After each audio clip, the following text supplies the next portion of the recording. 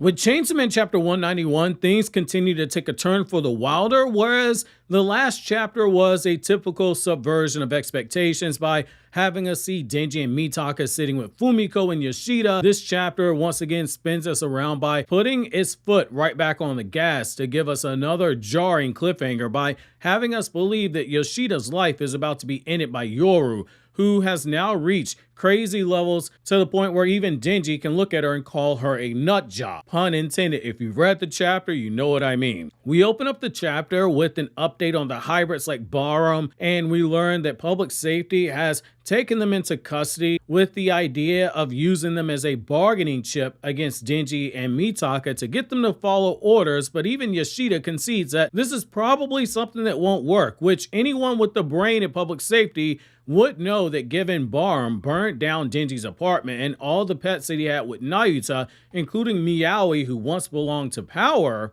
everyone knew this was a bad idea. Denji, in typical Denji fashion, just completely ignores everything Yoshida just said, and he starts asking questions to learn more about what happened when Pochita took control, seeking clarification on how Mitaka was able to defeat him using the Statue of Liberty and how she destroyed a chunk of Tokyo, which unbeknownst to them, as this is going on, Mitaka, she's sweating in despair as she's listening to everything, all the carnage that she's responsible for, and once Yoru takes control, she busts out laughing and reveals her identity to Denji, and she uses her leverage to say that if she continues to kill people while controlling Mitaka's body, that Mitaka's mind will break and that everyone is merely a puppet to be controlled by her own hands. It's at this point that Denji goes from realizing that Yoru is crazy, something that he should know a thing or two about since every female he's met in the series has been a little crazy, and he suddenly starts asking the important questions, or at least the important questions for Denji. He says, hey,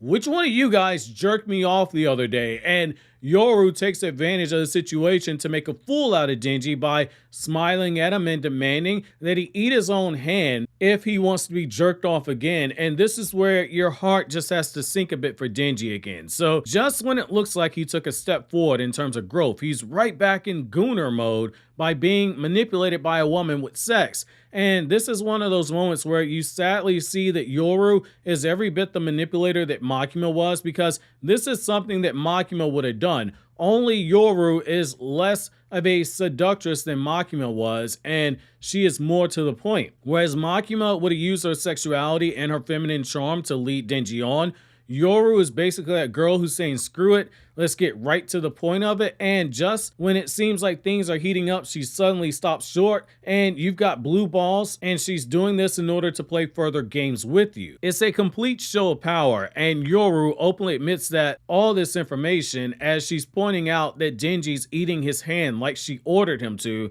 Whereas Denji has fallen in line, Yoshida takes time to gather more information and starts asking Yoru why hasn't she turned Denji into a weapon yet, reminding her that it was one of her goals to make Chainsaw Man into a weapon, and that's where we start seeing more of Yoru's personality on display. She intends to drag out the whole thing, acting very bratty, if you will, because she is the one in complete control, which is in character for her. Yoru has bratty tendencies. The whole time that she's asserting her control of the situation, Fami, she has not spoken a word at all. And that's the most alarming thing about all this, because we know that Fami is someone who has been playing both sides of the fence and she's been pulling strings all along. It's upon hearing the group talk so casually about making Denji into a weapon that Denji begins to speak up, but Yoru makes the guy fall back in line, reminding him to put his hand back in his mouth, and the prospect of another hand job is enough to get Denji to return back to what he was doing and listening in silence as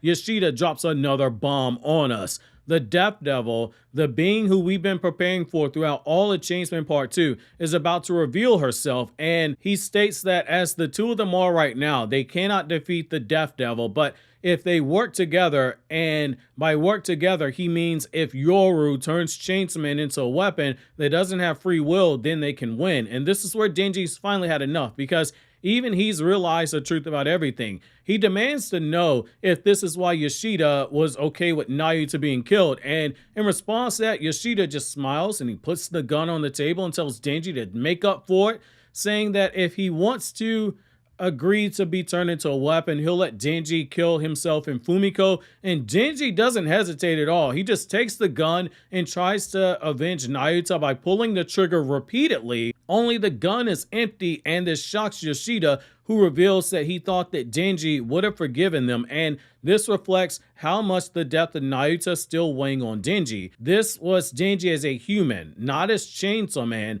ready and willing to carry out cold-blooded murder right here on the spot in public, and Yoru takes this as a chance to start saying to Denji the same things, but only on a deeper level that Nayuta had previously did when she told Denji she was thinking of joining forces with the devils in the war against humanity by saying that humans are pretty much trash, and she throws the cake that they're about to eat in Yoshida's face. After Denji gets into her about wasting the cake, which hits harder when you remember that Denji had such a rough childhood that he was eating toilet paper out of gas stations and eating out of dumpsters to get by. Yoru states that she doesn't care about wasting food because she's a devil, and she appears to be pointing her finger at Yoshida, and she starts saying bang, which means that our scumbag, devil-hunting prodigy Yoshida might finally be done for. Now, there are a few things to start taking a closer look at here now that the chapter recap portion is over. Let's start with how easily Yoshida has spoken about killing people and being willing to have Denji turn into a weapon to accomplish his goals.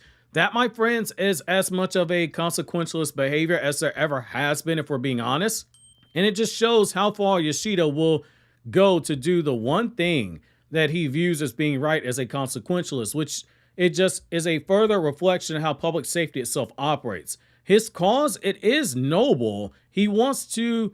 defeat the Death Devil, a threat to humanity, but Fujimoto is continuing to do here is showcase how sometimes the biggest devils in the series aren't the devils themselves, but they are humans. That being said, I'm not totally against it if Yoru does kill Yoshida and Fumiko, because we need justice for Nayuta. The other thing here is how, even without wasting pages to show us the trauma of Denji's past, something a lesser mangaka would have done by spoon-feeding it by showing it to us,